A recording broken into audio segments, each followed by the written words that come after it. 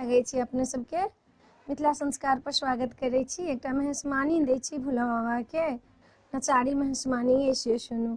चलू चलू हे सखी देखू देखू हे सखी, भोला लगेला ताल हे, गौरी सासुर कोना बसती।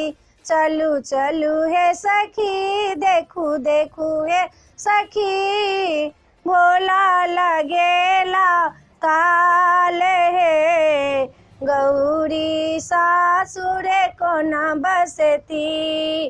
मस्तक ऊपर गंग बिराजे, मस्तक ऊपर गंग बिराजे, गले में सर्पक माल, हाथों में रुद्राक्ष बिराजे, त्रिशूले डमरू के साथ।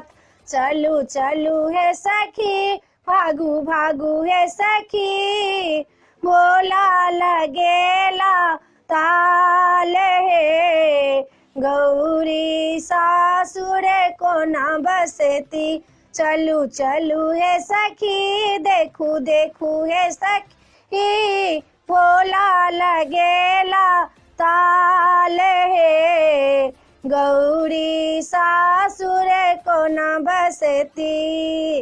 अंगों में विभूत रमो ने, तीन नयन शोभै छथे, अंगों में विभूत रमने, तीन नयन देखै छथे बिच्छू, कान में कुंडल बनल, भूत करे कौचारी। चलू चलू हे सखी देखू देखू हे सखी, भोला लगेला ताल हे, गौरी सासुर कोना बसती।